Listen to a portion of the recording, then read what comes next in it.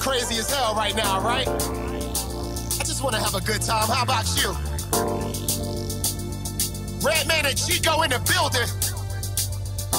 We're gonna show you how we have a good time in the party. Let's get them. Can you feel the something moving all around the crowd? Oh yeah. It's a feeling that you get when your DJ pumps up the sound. Yeah. See ladies on the floor, turn it up, show your skills tonight. I need now fellas, throw it up, getting close, let her feel your vibes. I need Oh yeah, welcome. Dope Dealers Podcast, episode 23. Oh, love that music intro. Shout out to the homie Chico Beneman for blessing us with a track this week. Chico Beneman. With Redman. Yeah, featuring Redman. That's a club banger. Yes, sir. Episode 23, Dope Dealers Podcast. It's your man Tobe Hixx here, live and direct. My co-host Jamal Doman is out. He's back home in North Philly this week celebrating his brother's birthday and his relatives getting married, so it's all good. He's out there. So it'll be me and a couple of the homies today. I got a couple special guests to join me today. First of all, welcome a man to the podcast. I've known him for years, kind of when he first started doing comedy. Met him up in Northern Cal, from the Seaside, California. You know? Yeah. I'd like to welcome Mr. Cory Robinson. Hey, it's good to be here. Yeah, man, glad to have you. And we got Henry Coleman. Yeah, our other guest just made it. Yeah. He was stuck in traffic. There's no escaping that in Los Angeles. Yeah, he was stuck in traffic. And it's hot as hell, so we're going to give him a pass today. It's hot as fuck. Yeah. I was stuck in traffic in GTA 5 the other day. That's how bad the shit is in LA. It's hot today. It's about 105 today. Man, it's hot. Oh, man, a lot going on, man. Cory, introduce yourself. Tell the people a little bit about yourself. Well, thank you, Toby. My name is Cory Robinson. I'm a comedian. I'm an actor, a writer living in L.A., which is a very wordy way of saying Uber driver. And I am very happy to be here. Just got off my day job, looking to get into the night job, and now I'm here with y'all. Okay. What's going on, Henry Coleman? Yes, our other special guest, my guest host in this week, filling in for Jamal. Ghetto nerd. My man, Henry Coleman. I ain't seen him in a minute out of Memphis. Yeah, how you been, man? Man, a lot going on in Memphis, man. Yeah. Shit. Get up into the mic, brother. Yeah. What's happening, man? Glad to have you, man. Definitely. Go ahead, man. Tell the people a little bit about yourself. Introduce yourself. Oh, Henry Coleman from Memphis, Tennessee. Been doing stand-up for about 20 years. 20 years. Yeah, man. Just, here to join you and, well, you say Jamal ain't here this week, but yeah, you and my man, and we rap about some comedy. It'll be great. Sure. Yes, and speaking that way, since you're from Memphis, I'm going to go ahead and get right into, normally we have this a little later, but I'm going to get into the dope of the week this week because he's from Memphis too. Okay. Dope? Yeah, so our dope of the week, it's a segment we do every week. We just find somebody who do some stupid ass shit. You know, every week it's not too hard to find somebody. This week, our gentleman just happens to be from Memphis. His name is Kelton Griffin. Mm-hmm. Kelton Griffin. He already sound like he into some fuckery. Yeah, this dude here, man. Kelton sound like somebody that owes somebody $20 right now. Funny. That's funny. Yeah. This man here, he did some shit. I mean, we all been on some player shit before, but this is just unbelievable what he did. Okay, what Kelton Griffin did in the city of Memphis, he got a ride. He had a date, so he got a ride to go see the girl he was gonna go date with. So he gets a ride. She don't know that he didn't have a car. Okay. So he gets to her crib, whatever. Red flag number one, ladies. Yeah, and tells her she got to drive, whatever. Okay. And she says okay. So then, as they go out on the date, he steals her car. Wow. Yeah, some real Memphis shit. Stole her car and went and picked up another woman And took her out on a date in a stolen car from another one, from the girl. I think they were cousins too, right? I think the girls, like, they knew each other. Are you serious? Yeah. I'm gonna read it. Yeah, the girls knew each other. Kelton Griffin was arrested after police said he stole a car from a girl he was taking on a date. According to the arrest affidavit, Kelton Griffin went over to the victim's house to go on a date. Police said Griffin asked to drive her car because she didn't know where he wanted to take her. She agreed and the two switched seats. The suspect drove to a gas station, asked the woman to go inside and pick up some cigars. And bounced. Some cigars. He told her he had some weed, go get some cigars. Break these blunts After she entered the business, Griffin drove off in her car.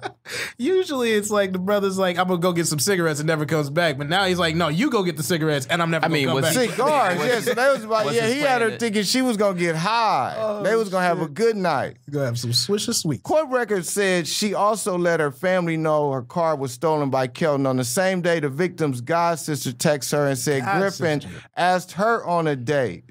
Whoo, he was picking her up from her grandmother's house. Wow. The woman drove to the home of the suspect and his new date were already driving off. The victim's god sister then texted the victim and told her, we at the Summer Drive-In movie theater in her vehicle. In the drive. This is another level of bold right here. Wow. It's just like police came and they arrested Griffin at the scene. He was charged with theft of property. You think? That's one of those, like, I'm thinking of that scene from Anchorman. Like, I'm not even mad. That's amazing. Like, just the amount of balls you have to steal a car from your date's god sister and then go and then go take out another relative. I don't even. I've done some foul shit in my life. Me too. You know what I'm saying? Yeah, so, but not on that level. Oh, not even it close. wouldn't have made it. You know, you can't add up my foul shit. What I did wouldn't have. That wouldn't have. You know what I'm saying? That's unnecessary. But I can't say I didn't. I don't know. Maybe the shit I did might have been worse. I done got cocaine sent to women's house when they was at work and all type of shit. So yeah, Dope Dealers podcast. All right. yeah, but damn, to just say, okay, you run in and get some cigars, I'm driving your car. And what I'm wondering, how many dates, this is the first date he did this shit on? Like, wow. How she just let a man she just went out with on the first date drive her car though, too? I mean, there's a lot of red situations like that. Story. You going into it. You meet somebody, you think they're a legitimate love interest. You're not thinking they're trying to. But this is the first date though. Still, yeah. I mean, but are you on red alert first date? But I mean, okay, would you let a female drive your car the first date? No, for a woman is thinking like, okay, this dude is taking initiative. He wants to drive. He's, you know what I'm saying? She's not experienced. It looks like he looks like a man to her. Like, oh, okay, yeah, he trying to take control. Let me go ahead and get these blunt wraps. He's so masculine the way he just stole my car and went on a date with another girl like that. It makes I'm thinking I'm in love. And now hindsight is 2020, but she thinking like, okay, let me just go in here and get this liquor and these blunts from my bag, and then we're gonna go get our fuck on. Damn, yeah, and it's funny. It had to be cigars she was going in to get out of all the shit he could have told her to go in and get. He told her to go in and get some cigars. He had her really going. You know the one he got. He probably had the weed sitting right there in the little console. My question is, did he know that they were cousins though? Like, did he know that they were related? I don't think he knew that. He can't be that ridiculous. He probably didn't know they were. Because he would have known he was gonna get busted if he knew that. I mean, he couldn't have known that. He was probably surprised like when the police pulled up and old girl was in the car like, oh shit, y'all know each other. Time out. What was his? Hey, so you familiar? You ain't never heard of? You don't know Griffins? Nah, I ain't never heard no Griffins. But I didn't know Griffins. Preposterous. You saying this like he's supposed to know this dude personally? No, but I've been to Memphis before, and I'm saying like Omaha, like I might not know, but I know the last name. I know somebody named Griffin or something. You mean them Griffins stay over there on 42nd Street? Exactly. I mean, like if you tell like you put me down on the if I got to the city. So but I know a lot of cats. A lot of people got killed since you was living there too, though. So I know how that shit is. That shit, woo, Memphis rough. Here's my question about this whole situation from the dude's perspective. What was your end game? Like, what? How did you? Best case scenario. He was trying to fuck at the movie theater. How did you expect that did. He was trying to. But I mean, what was he gonna Even do if you after got he the pussy, fucked? then Like, then what? Take Then the what? car Driving back. around a stolen car in public. He's gonna take the Parked car in back. it. He couldn't keep the car, so he's gonna take the car back. Like, oh hey baby, sorry about that. I had and then try to fuck her too. Yeah, so he Take the was. car back and then be like, oh, you know, a nigga had to do some shit. You know, now that you've done spelled out that scenario, if Yeah, that that's- would have actually happened, that dude would have been the pimp of the year. I mean, but that, you know what I'm saying? Like, oh, you know, shit. My pager went off and I had to make a run. Sorry. But why do you said have a pager pager. in I mean, whatever. 2018? Whatever. But man. yeah, Dope he Dealers was, podcast. Yeah, You know what I'm man. saying? Like Give it up. I've heard of worse things happening than that. Like she got her car back. She could have Yeah, not baby, I gotta got go. her vehicle But back. this is the first day. This is If- humiliating. I mean, I'm just like, wow, this is unbelievable, man. If dude had a pager, I hope her car was a DeLorean. I think but I think the pressure, the ultimate thing is that like the pressure on women to be in relationships and make relationships work is what makes this happen. You know what I'm saying? Because society puts a lot of pressure on them to have a man. Yeah, but still though, ladies put a lot of pressure on themselves. Yeah, I mean, the only mistake she made It in ain't my that serious, eyes was girl. just letting him drive the car on the first day. Other than that, she didn't know he was going to I do mean, all but the of this. nigga, if that's within his character, then he was gonna do that eventually. New rule: first date, we both Ubering. You know Okay. what I'm saying? Yeah, man. Give it up for Kelton Griffin, the dope of the week, man. I can't believe it. Yeah, Pure, uncut Peruvian. what you dope been up of the to though, week. man? What's going on with you? I tried to listen to. I don't have the iTunes thing on my. I don't have a lot of technology, man. I hate all this. So I was trying to listen to the iTunes thing. I guess I got to subscribe or some shit. Yeah, all you gotta do is punch it in. Yeah. We gonna make sure you get that because we don't wanna. Yeah, Henry ain't. He really ain't got it. But we make sure y'all know. Hey, iTunes, Stitcher, SoundCloud, Google Play, Spotify, all them shits. Man, I ain't got none of them We shits. all over this motherfucker, man. We on every None of the outlet shit you possible, mentioned. He said, man. I got an go email on address and that's it. YouTube. If you Dropbox it to me, then I'll have it. You know what I'm saying? This motherfucker, boy. I'm tired of I was talking to my friend about this morning. I'm tired of making new accounts for shit. I understand. Like everything online is like going to CVS and you got to get a fucking one of those Do you have discount your card? cards. Yeah. Like that's what online is now. Like just you gotta check in. You gotta check in everybody got like everywhere. you gotta need a capital letter and a symbol and 3 numbers. But you got to Like, come up fuck. with something that you can make pretty I'm universal. tired of well, that's fucking that Facebook. shit. Facebook unlocks Tired of everything. that Facebook is Skynet. So Tired if of you got a that shit. Facebook, Tired of it'll it. unlock all Periscope. that. Hey, but you know what, Snapchat, Henry? What I realized, Instagram, it Twitter. ain't going nowhere. So I know it we got ain't. to adapt, baby. Hell yeah. No, I don't. I mean, all I gotta do. Right, you don't have to. Cocaine does not. You seem to be. So cocaine is not on different formats. It's just cocaine. Yes, it is. Dope Dealer Podcast. Cocaine is on several different formats. Nah, Yeah. man, you just get, but it's still sought after. You gonna get. Oh, you it's gonna, definitely you gonna, sought you know after. what I'm saying? Yes. Yes, indeed. In the powder form. In the powder form, Yeah. in the oil form, in the rock go form. make Man, that's crazy. Yeah, man. So yeah, I've been chilling, man. Just still just trying to make something happen. We here, man. The podcast is going great. That's why, shit, man. So can't complain at all. Episode 23 here. Like your last episode, you was talking about fighting Tommy Davis. Oh, yeah. That was a little encounter. Yeah, it wasn't no big deal. Yeah, it was a little situation that happened a few years ago. Yeah, it was, where he was a little upset or whatever. But, yeah, it was no big deal. But, man, hey, we going to keep it going. Hey, it's some crazy shit going on, too. Also, I don't know a whole lot about this, but I know one thing I do know is, like, what the fuck is she thinking? Who? Faith didn't marry Stevie J a week Yeah, ago. that's crazy. That was Ratatouille crazy. and fake. That's Fake crazy. It's Evans hard. It's together? hard for me because when you turn 50, you disappear. As a human being. You know what I'm saying? Like I just don't. I can't record or Just fade away. narrate about shenanigans of people older. Like I'm so disappointed at this generation. It's like because no one wants to get older. That's funny. 50 ain't our You know what I'm generation, saying? though. No, I mean, I'm just saying, like, just the humans existing now.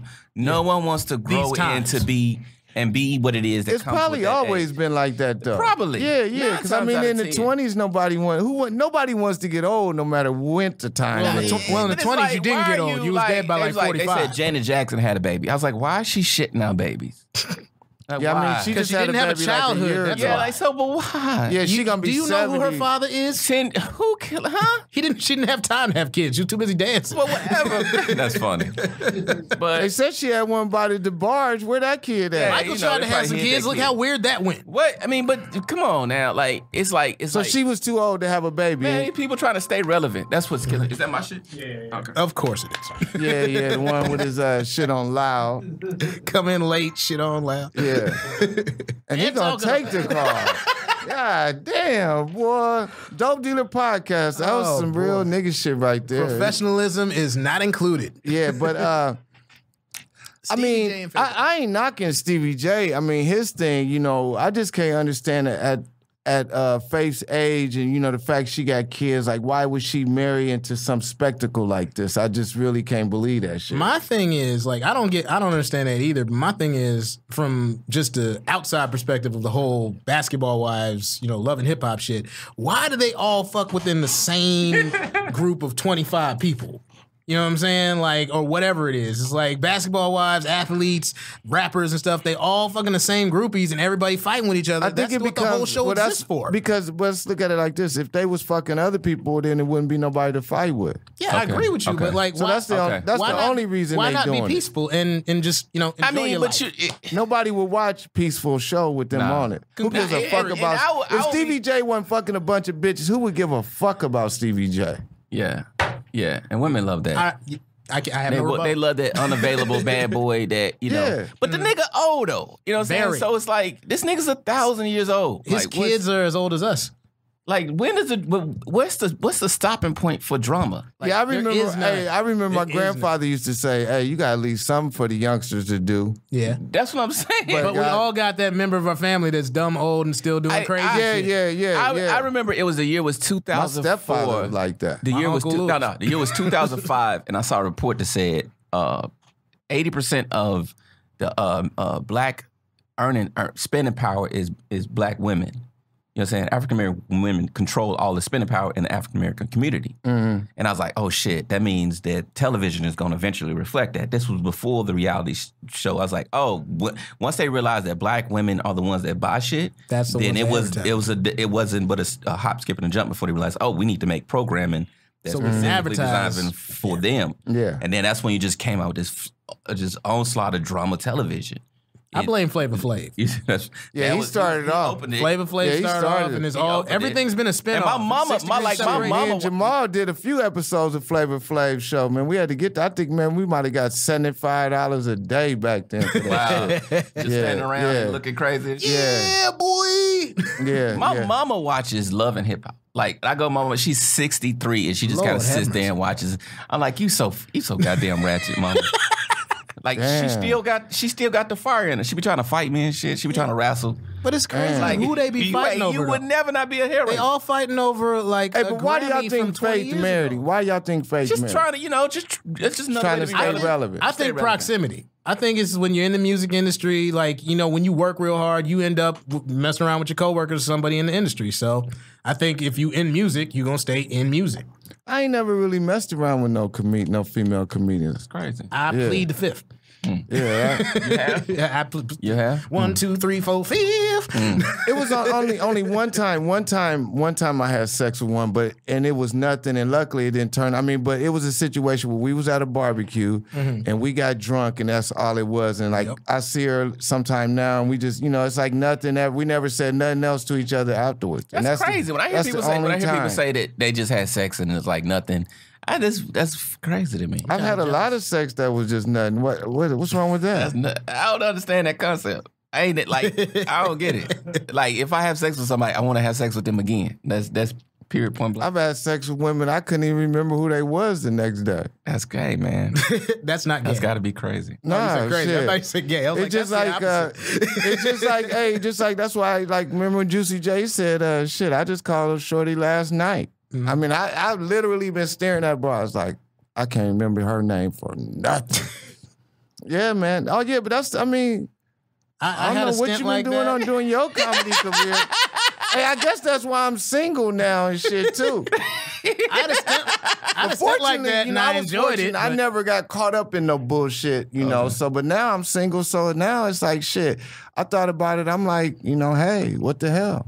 I had a stint like that back in the day, and I was proud of myself, but I'm happy. Yeah. I'm happy now. I'm good. Yeah, see, you in a great relationship. See, I mean, I'm just still fucking, and I'm afraid to become that older dude who just be fucking too. Yeah, That's is the saddest. Yeah. I got a comedian friend, man. But hey, but look, am I gonna be the older motherfucker who ain't fucking? No, but this dude, he's in great shape, right? But he's knocking on 50. He's an amazing, and he kept his body together. And that's when. But over the years, I've seen him. He's been a ladies. He's one of those comics that's a ladies' man. And, and every now and then he gets a real girlfriend or a real wife, and then he posts that. Not a real wife, okay. Well, and he posts that. You know how they post those? They had every now and again, every that 5-6 span where years. they'll post that relationship. Yeah. And it'd be him and his wife or him and his girlfriend. It's like me and Bae did. Like, this a grown-ass dude. They'd be doing this on social media. Yeah. And then that person will disappear, and then he'll be doing the gym photos and shit. That's the saddest.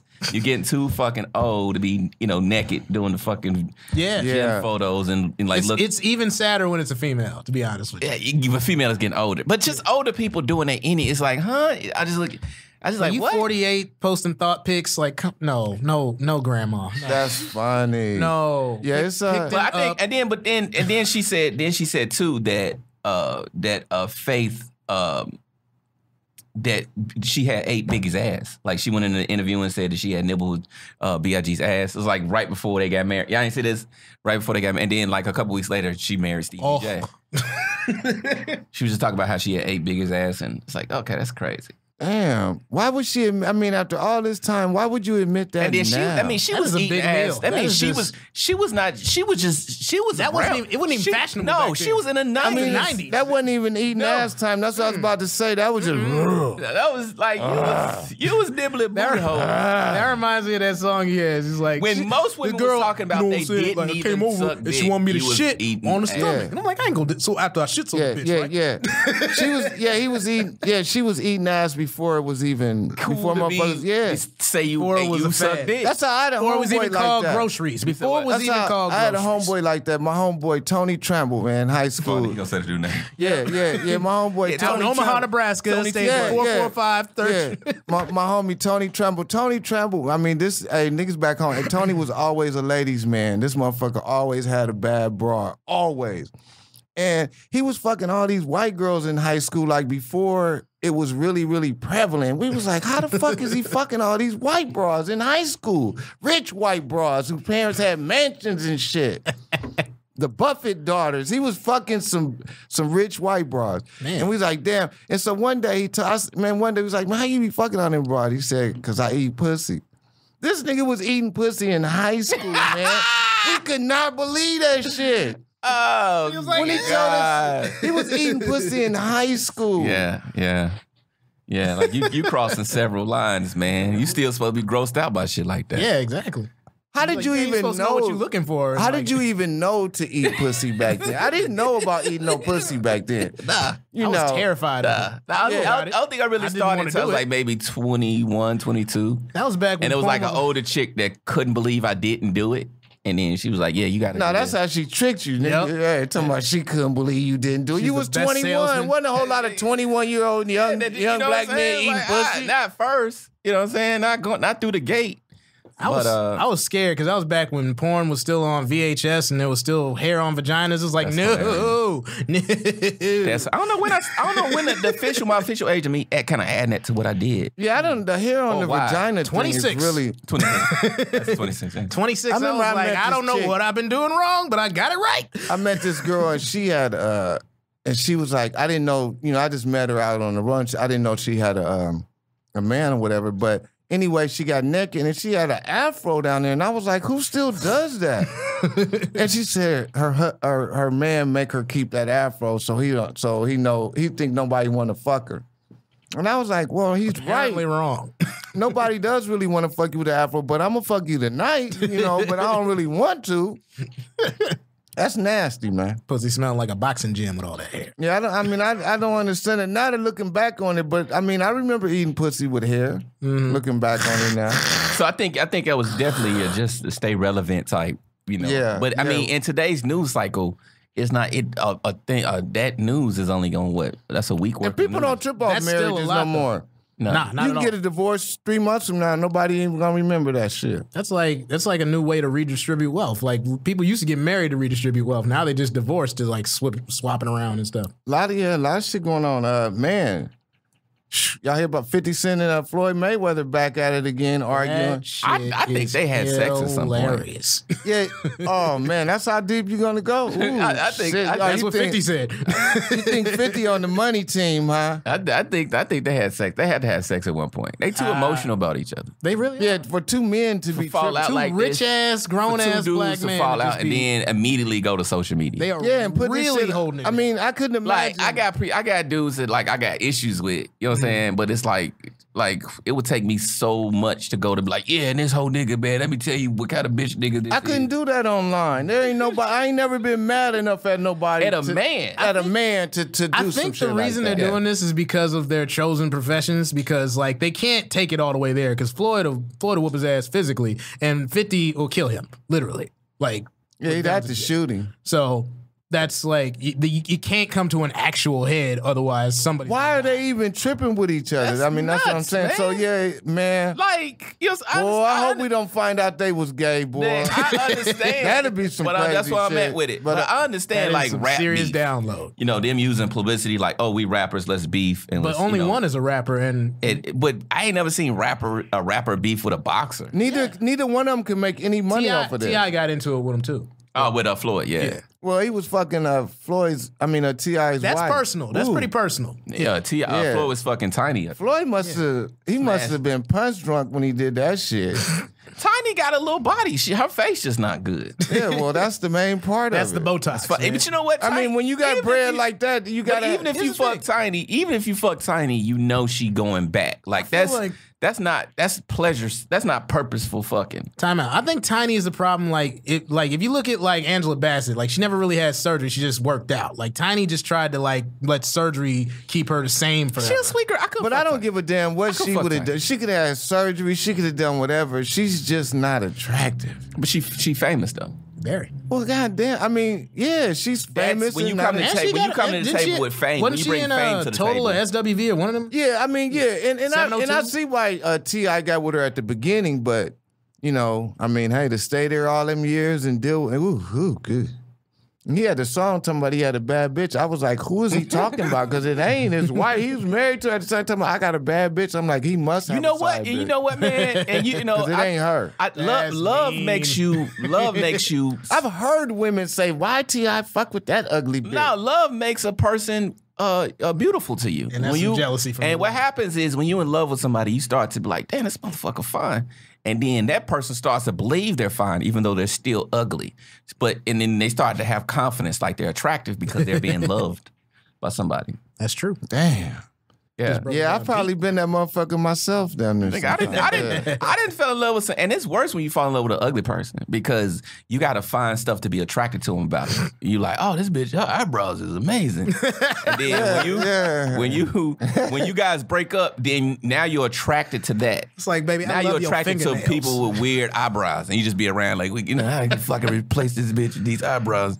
Damn, man. It's like a weird thing, man. When you fall in love with, you look at somebody long enough, and you have sex with them long enough, and you just start kind of like, That's Start you. loving them. That's the way you see. Yeah, you like you admitted it. You was like, if I fuck somebody once, I want to fuck them again. See, I mean, I fucked somebody, 'cause I and don't I like didn't want to fuck them again. I just wanted to keep it moving. wow, I don't like the getting to know a new person process.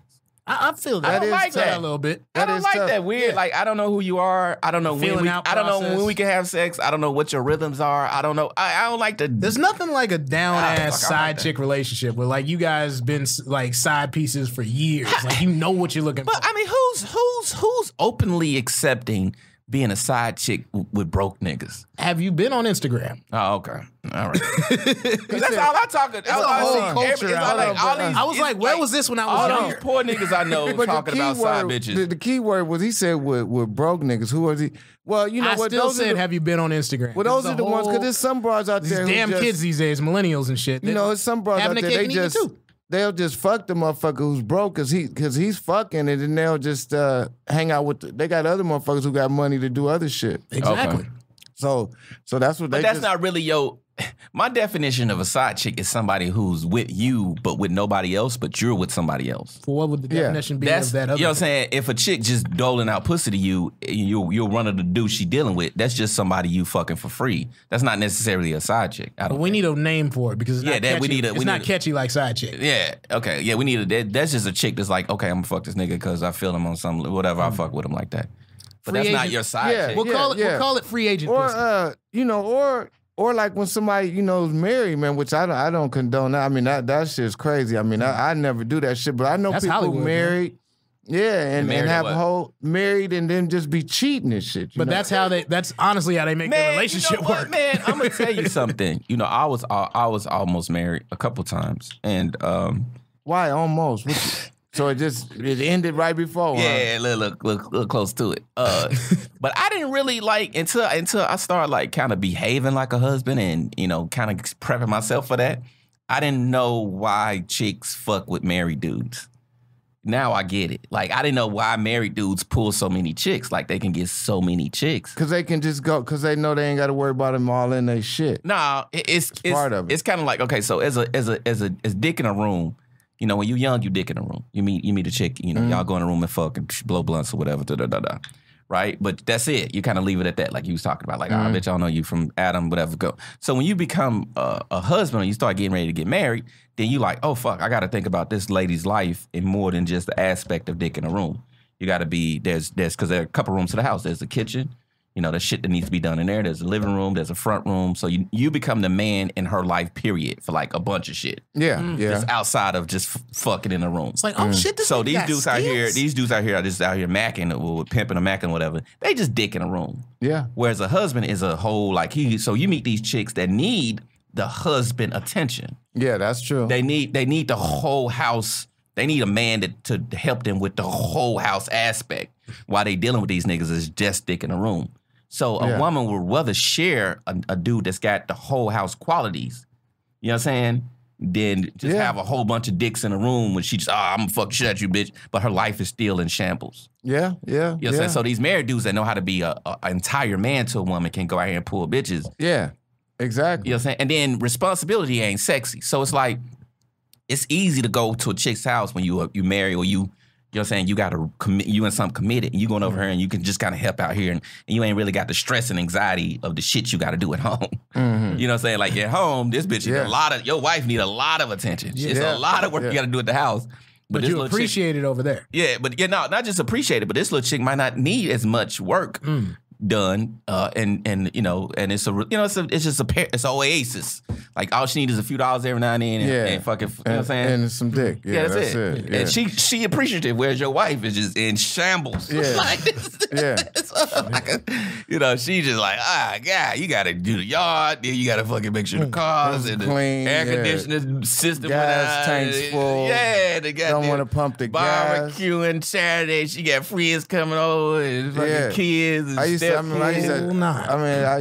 have to do all that shit. When you was married, you used to be married? Had to make sure the car was full of gas, everything. Yeah. So, and these dudes, before you get elevated to them different responsibilities, when you meet a chick, you just think okay, I'm just fuck this bitch in this room and then everything gonna work out. No, that's a whole human you dealing with. Yeah, not a whole human. That's funny as fuck. That is, how many men just their mind blew. She's a human. Yeah, that's a whole person. That's a whole human being. That's a whole person. So it's wow, okay, that's. I was like, man, that's why. So I got a lot of. I don't know. I really don't know no married dudes as faithful.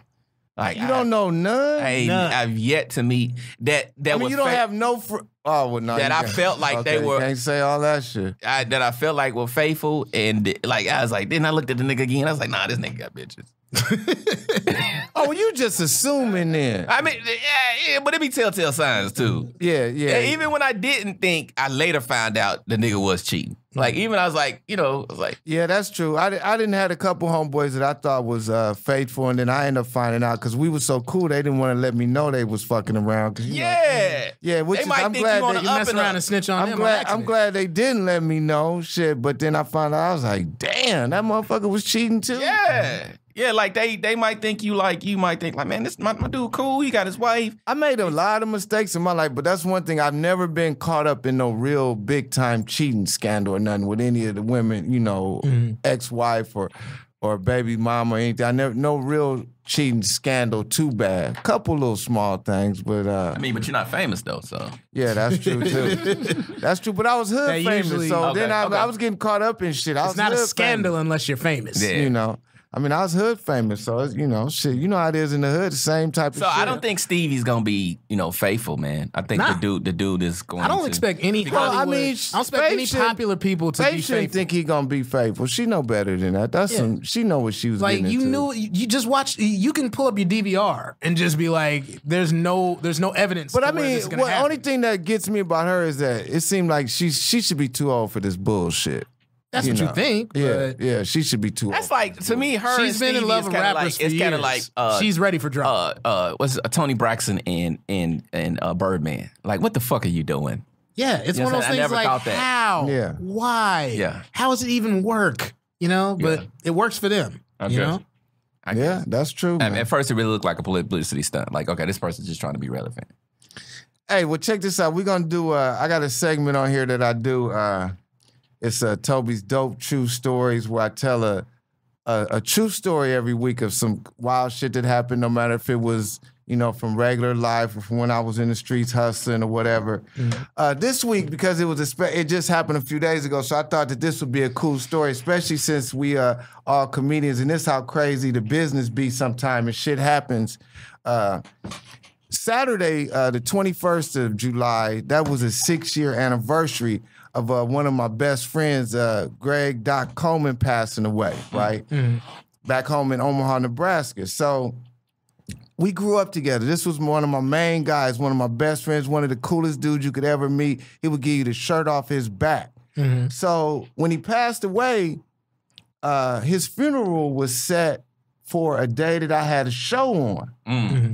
And Doc was always the type, you know, he always wanted me to, you know, be successful with my career. He was behind me. He would fly out from Omaha, come check out shows here in LA, all that type of shit. So it was a show, not only a show, it was a show that I was bringing the whole show. And what I mean, I was hosting, I was bringing in the opener, the feature, and the headliner. producer, So I was in control of the whole situation, and it was out of town. And we was doing a show, the promoter that was doing it with, I had worked with him a bunch of times, good dude, whatever, and he had always had the money, everything was always straight. So obviously now I'm thinking to myself, damn, what do I do? It's my homeboy's funeral, and I got this show where these people counting on this money. And it was so crazy because one of the people on the show had told me they was in a fucked up living situation. And so then they didn't know that, you know, that I might need to cancel the show. So I'm just sitting there like, damn. And I said to myself, man, if Doc, he would want me to go ahead and do the show. You know, he wouldn't want these other people to lose their money. You needed the money. Yeah, and then the other people also. Okay. Like the whole show would have been messed up. Yeah. And everybody needs the money. Yeah, and I said to myself that you know, Doc would want me to do the show. So it didn't like, so this shit had me just all fucked up. You know, the dilemma of what to do, blah blah blah. You know, obviously if it was just a show I was booked on, then I could have just canceled. So I decided, okay, look, I'll go ahead and do the show. This is what Doc would want me to do. So we go to do the show, whatever, and hardly nobody comes, right? Damn. So now I'm sitting here like, damn, I done missed my homeboy's funeral to be here at a show where ain't nobody here, this and that. So the dude that promoted it, he came to me, and he always had the money and everything was always cool, but this time he didn't have the money. Wow. So now I'm sitting there like, damn, I missed my homeboy's funeral. I'm here at a show where it ain't hardly no people. This man ain't got the money. I didn't book these other people. They got to get paid. Yeah. So he pulled, you know, the money he had or whatever. He gave me that and whatever. And it ended up working out to where I was able to pay everybody on the show. Everybody got their money.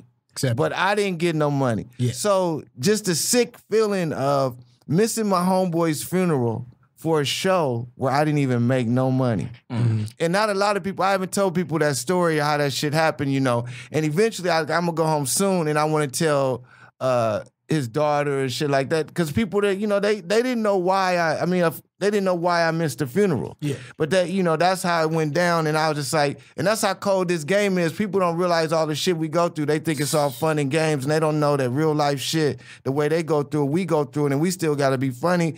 Here I am performing in front of 20, 30 people the day of my homeboy's funeral, and you know, knowing I should be there. And I was like, man, that shit was crazy. That was just something. And I just thought about it, and I said, this is the perfect week for it because, like I said, his 6-year anniversary was just this Saturday. So rest in peace to my homeboy Greg Coleman. And yeah, man, that was a hell of a story. That was a hell of a thing. But the people got paid. Everybody on the show got paid. And then here's how cool. About a year later, right? The promoter, he called me and he sent me my money. Oh, okay. So it ended up working out. So I knew I did the right thing, even though it seemed fucked up at the time. He ended up paying me, you know. So it was, you know, he just fell short that time. That's a cool. So it all, yeah. He called. It was about a year, man, but he paid me my money. So he was a man of his word. I've had promoters that won't pay you when they got the money. Oh, yeah. Yeah, we know all that shit goes on. Yep. So, yeah, that was Tobe's true dope story of the week. Man, that was crazy. Yeah, the thought of that, how that shit happened. But what's happening with y'all? What you got coming up, Corey? Well, you guys won't be able to see this in time, but I'll be at the Improv in about an hour, making my first debut at the Hollywood Improv. Never performed there on the main stage before, so I'm happy about that. Just got back from doing shows in Brentwood, the other Brentwood, not the one where OJ killed them people. Yeah, how was Caps this weekend? Caps was a blast, man. Caps in Brentwood. It's Oak Street Bar and Grill. That's the name of the spot, Caps. And yeah, I love that's a great place. Did it with Kirk McHenry from the Bay. We had a ball. Bobo says hi, by the way. Yeah. Yeah, it was a dope show. Coming up, nothing off the top of my head. I'll be in San Diego next month. Other than that, I'm just hustling, making it happen. You know how it is. Yeah, man. Henry, what you got going on? Tonight I'm hosting the J Spot. Tomorrow I'm doing Echoes and a Comedy Union, you know, Pico. Thursday I'm doing the Savoy. Friday somewhere. Saturday. Friday somewhere. Glendale. Okay, so damn, you on a tour of LA this week. I mean, yeah, you know, whenever I come back to town, and I don't really. I kind of be here, but then I don't. I be on the road a lot too. Yeah. Especially since the HBO joint. Nice. I've been picking up a lot of. What HBO joint? The All Def. I did the HBO All Def. Nice. Yeah. So you got, I mean, tell us, explain that process and how it's benefited you or what's been the pluses and the minuses. A lot of people say, you know, it's a graduation. You know what I'm saying? Like, I think of LA as kind of like a slave form school of you know, it's kind of like the X-Men school of comedy type thing. And everybody's just looking for something to graduate, you know. X-Men school has a lot less fatalities. Yeah, but you're just trying to get something to get the fuck out of here. You know what I'm saying? To get on the road or get into a sitcom or get on somebody's set or somebody's stage. You know what I'm saying? But you're trying to get out of this clusterfuck of shows and bullshit and shenanigans. Mm-hmm. So, man, I book for a lot of clubs and stuff. And then like every time you graduate to another level, then you start dealing with the demons on that level. So, you know what I'm saying? Like, on this level, you learn, like, okay, I need to do this, and I need to make sure I do this, and I need to push the issue on here, and I need to talk to this, and then you graduate to another spot, and it's a brand new set of fucking bullshit on another spot. So it's kind of like going through that learning phase of, like, okay, I'm here now, I'm closing rooms, I'm headlining, I'm getting booked, and what that looks like. And what's been the biggest obstacle you faced since you graduated? Ticket sales. Oh yeah. You know what I'm saying? So clubs basically want you to be able to sell tickets to people they give free tickets to.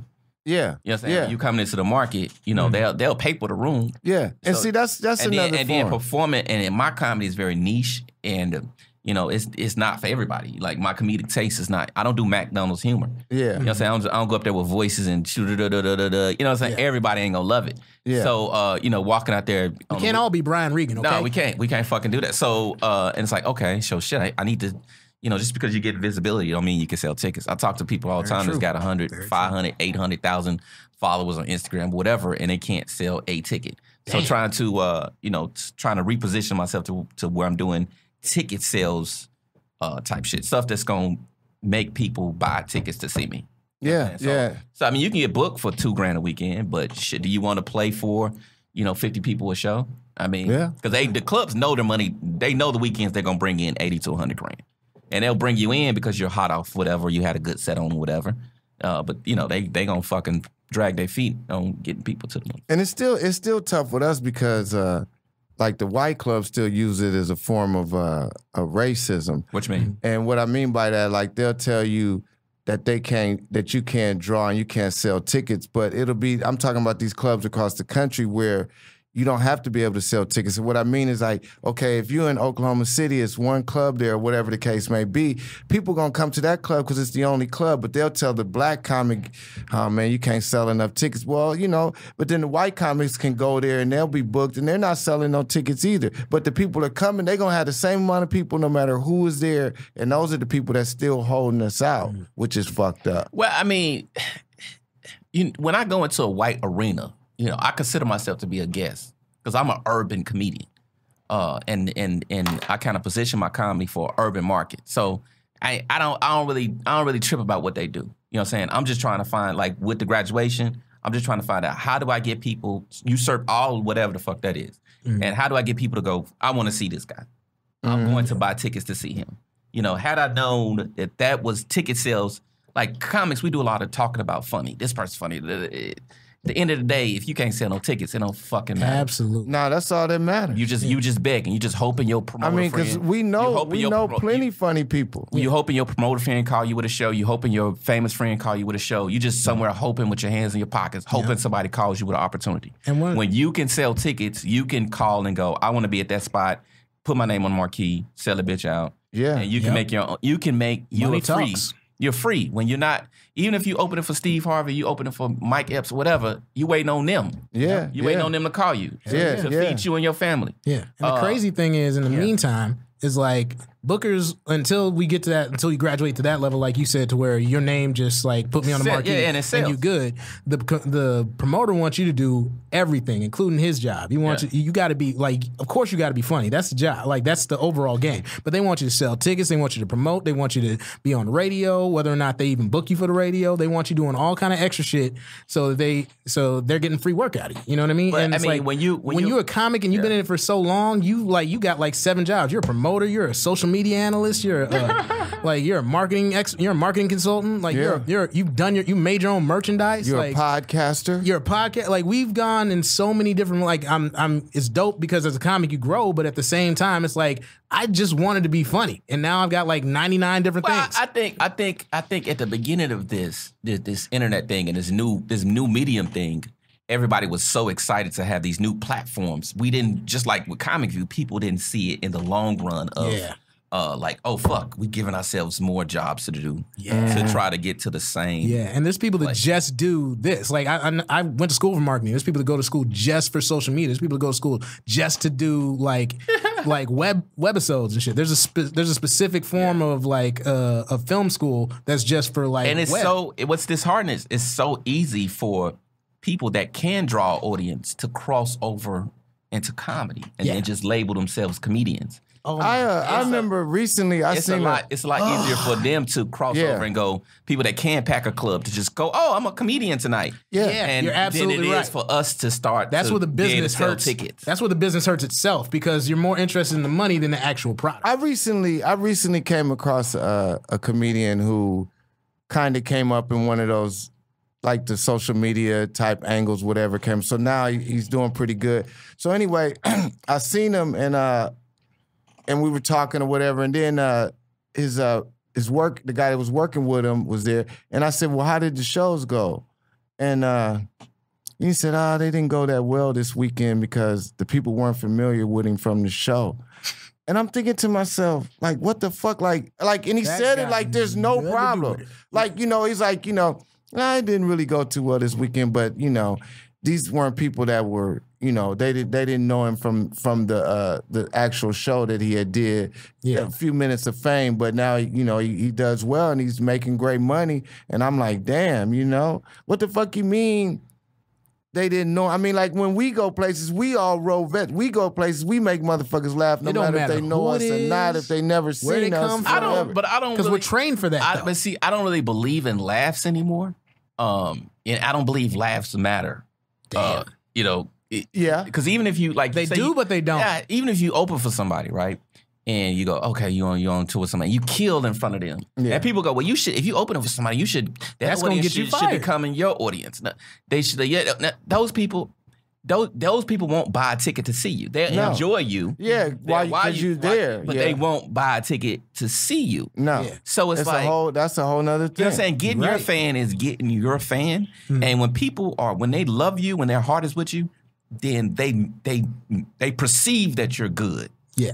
You know what I'm saying? When people love you, I've seen people suck, but the people loved them. So I want to start with a reality dude, whatever, one of them Instagram dudes, and I'm 20 years in. I killed this month. He murdered it. Come, we walk, everybody, you know how you doing the little catwalk after the show? Yeah. Everybody went They to pat me on, they was like, they taking pictures with him, buying all this merchandise, and then come over to me and going, you was funny too. Yeah. And Don't quit. Don't quit. Keep going. You might have a future in this. That's and this dude been doing it like 3 years. I've been doing it 20. That's fucked Yeah. up. And but I realized, okay, this is the new reality. I can gripe about it. You know what's crazy? I could just adjust. Like, What's crazy, just looking at it from a business standpoint, is like I relate a lot of comedy stuff to like fight sports because it's easy for me. But like it's like if you're an Instagram cat, it's like being a boxer going into MMA. And comedy is MMA. It's like you got all these fans from boxing. Everybody, like if Floyd Mayweather wanted to have an MMA fight, that shit would sell out in a heartbeat. Nobody have to worry about that. Now, Floyd would probably get seriously hurt because he is not trained to do this. Now, granted, he's a fighter. He can beat up just about anybody in his rules. But when you throw in grappling, when you throw in kicks, when you throw in knees, elbows, all that shit, you are not prepared for that. So, like when you put an Instagram guy on a stand-up comedy stage, you're putting a boxer in an MMA ring with no martial arts training. It's like, dude, you're not prepared for this. But people didn't necessarily come to see him win the fight. They came for the novelty of it. They came to see Floyd Mayweather. Regardless, they came to see Floyd. Yeah. So and it's kind of like, okay, I in 1998 when I started comedy, I could have never predicted it would. Even in my wildest dreams, I could have never predicted that the social climate of everything would change so much. And I think I feel good. I feel good knowing that there will never be another revolution as big as this in my lifetime. You know what I'm saying? I don't think the art is going to revolutionize the way it has in the last 10 years. I respectfully disagree. Again, I just don't, like, how else, what are they going to do? Download videos into our brain? Like, what the fuck else, what else can they do to us? Literally, That's funny. That's funny. Like, what else can they do? 10 years ago, everything was on CD, right? And we thought that was the hottest shit. Not even 10 years ago. Like 20 years ago, everything was on CD. And that was the hottest shit ever compared to like tape. And then within 5 years, we don't have any physical media. Everything goes to this device right here. All right. So if you think that technology, which is constantly exponentially getting better every single second, that you're not going to see another huge shift in our lifetime, you might see one in the next 5 years, bro. I don't see it. I don't see it. We're going to be able to appear in motherfuckers' head and do our set. We already got Tupac holograms, I mean, bro. a hologram, yeah, but... Yeah. Okay, well, but at a certain point, you can't teach charisma. Oh, of course not. You can't teach charisma and you can't teach love. Nah. So yeah, the platforms will change. Yeah. And then for us, for our generation, me and Toby's generation of comedy, we had to then begin to learn how to get away from behind the mic and start being comedic on other platforms. We gonna have like to. Here with the you podcast, gotta adjust. You gotta I gotta. Change happens, and if those who resist, because you're a dinosaur. If you do that, you're a dinosaur. If you resist change, you're gonna be left behind. Straight up. Like, who would have thought today that you would like McDonald's is just gonna have mechanical people, like just kiosks and shit. Like it's like no more cashier. Just a couple people putting your burger together. Everything else is automated. You know what I'm saying? Like we never thought like it was from like 50. It was 50 years of us making fun of that job, but at the same time, that's the whole point. Like that's what technology does. We're all gonna be phased out at some point unless you learn to adjust. Yeah. Yeah, that's woo. Okay, fellas. Yeah, man. Yeah, man. So moral of the story is don't become obsolete, yo. Yeah, man. We've all had to adjust. It's constantly upgrade. But it the All Def definitely helped out. You know what I'm saying? But even if you're on a TV show, you get any kind of opportunity, you still have to figure out you can't just sit on your hands and go, oh, I was on this show, I'm now about to be famous. You gotta learn how to redistribute. Even if it's a hit show. Adjust. Yeah. You gotta figure out how to redistribute your content. Yes, sir. And then go out to, because somebody saw it. So my thing was like, how do I find the people that saw it? And then of those people, how do I find the people that's willing to pay to see me? Yeah. That's solid. You know what I'm saying? Then plus after like something like that, they usually say like Tiffany did All Def. She did Def Jam in 2008. You know what I'm saying? Who else? Leslie. You know, she got SNL in 2011. Yeah. Tiffany just got on the last 2 or 3 years. Really, so it's like, really, you know, you really like, okay, that show is just kind of blacks telling the industry who to look out for next. Yeah. That's, you know what I'm saying? It's not like okay, you about to be a star overnight. Nah. If you do that show, or if you do any show that's like a lunch and pad show or a showcase show, and kind of go, okay, wait for the phone to ring, then yeah, you're just gonna go back home and and ain't shit gonna happen. Yeah, but if you kind of just keep stay hot while you got that momentum, and then something will carry you on to the next thing. The thing about staying hot is because the news cycle is so competitive, and dudes are just dumping so much content out. Yes. There's no way to control the amount of content. It's like free gas. Man, it's like I remember Paul Mooney told me one time, he's like, Tobe, it's better to be warm for 30 years than hot for one. Wow. I never forgot that shit. That's deep as hell. And then, you know, I thought about it, like, say in the past few years, and I thought to myself, damn, well, Tobe, you ain't been hot, but you have been warm for a good period of time. I am freezing. So that's funny. Someone put my ass in the oven. So I'm freezing, man. I had HBO, Showtime, CBS, somebody goddamn. Man, we've had a great time today. I really enjoyed y'all, man. Hadn't seen y'all for a while, so it was good to have you in on the Dope Dealers podcast. Yeah, man. To our listeners Thursday in LA, the ones who listen to the podcast the moment it drops, we do got a good amount of people who hit it early Thursday every morning, every Thursday when it drops. To y'all, I'll be at the world famous Comedy Store this Thursday in the Belly Room at 10 p.m. There you go. Fresno. Crack 'em up Thursday. Save the date, Fresno, August 17th. I'll be there in Fresno. I'll be letting you know the venue here on the next episode, but just say the date, Fresno. And then August 22nd, I'll be in Las Vegas with my man Michael Calvin Jr. Nice. At his venue that he got there. We like to give a shout out to the troops always, Army, Navy, Air Force, Marines, National Guard. We like to thank you for everything. Yeah. Thank you for all your hard work. Yeah. Goddamn Trump, boy. This orange bastard. That's a whole other episode right there. Yeah, I try not to waste no time with that orange bastard. I call him Cheeto McPussy Grabber. Just that motherfucker, it makes me feel good in my heart. But, yeah, great episode. Episode 23. We're getting close to episode 25. We're going to have something real special for our listeners. Episode 25. We're putting it together right now. We're getting real close. Quick. October 12th through the 14th. Catch your boy at Pachanga Casino and Resort. Losing money and telling jokes. Okay. Hey, that's October. Hey, Pachango voted America's #1 casino. It is dope in there. It's hot as fuck all around it, but once you get there, you are happy to be there. Yeah. So beautiful, scenic Temecula, California. Yeah. So once again, shout out to Cory Robinson and Henry Coleman for filling in, and my man Jamal Doman. He'll be back next week. He out in Philly enjoying his family time, taking a vacation. I'm like, shit. Doing good when you can take a vacation. I said, you got any shows? He's like, nah, I ain't doing no shows. I'm like, well, go ahead with your bad self. Normally, everywhere I go, I don't give a fuck what it is. I do a show there. I find a show. I got to do it. But hey, once again, thanks. Dope Dealers Podcast, episode 23. Cory Robinson, Henry Coleman. We out of here. Peace. Everybody's VIP. Tell the boy we're bound to shut it down. Yeah. Still ladies on the floor. Turn it up. Show your skills.